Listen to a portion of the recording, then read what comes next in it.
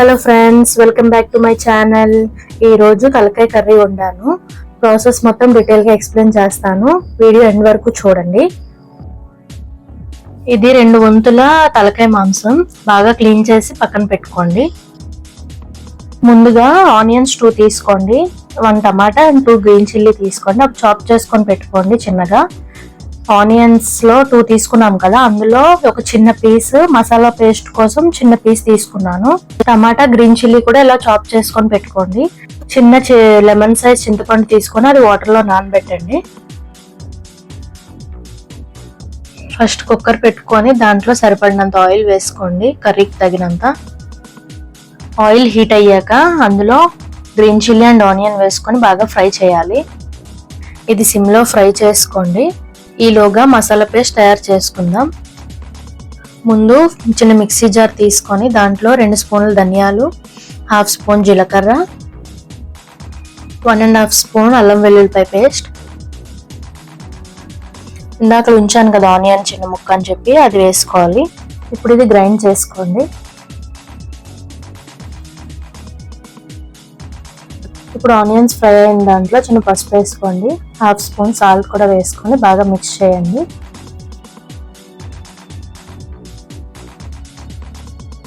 ఈ ఆనియన్స్ బాగా ఫ్రై అయిన తర్వాత ఈ కర్రీ అందులో వేసుకొని బాగా కలపాలి.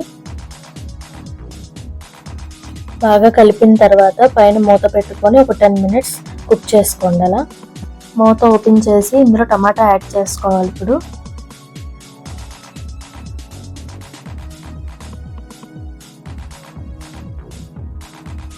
టమాటా బాగా ఫ్రై అయిన తర్వాత ఇందులో 1.5 స్పూన్ కారం వేసుకోవాలి.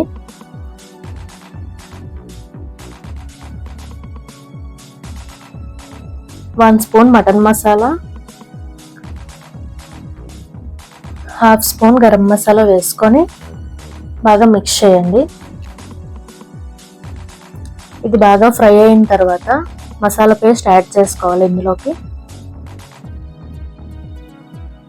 ఇది కూడా బాగా మిక్స్ చేసిన తర్వాత ఇందులో ఇందాక నానబెట్టిన చింతపండు రసం తీసుకొని వేసుకోండి. కొంచెం ఇష్టం ఉన్న వాళ్ళు చింతపండు రసం వేసుకోండి, ఇష్టం లేని వాళ్ళు డైరెక్ట్గా వాటర్ యాడ్ చేసుకోండి ఇందులోకి.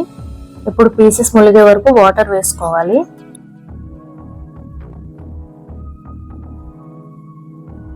ఇప్పుడు సాల్ట్ సరిపోయిందో లేదో చూసుకొని కావాల్సినంత యాడ్ చేసుకోవాలి. ఇది బాగా మిక్స్ చేసి కుక్కర్ మూత పెట్టి ఒక 8 విజిల్స్ వేయించాలి.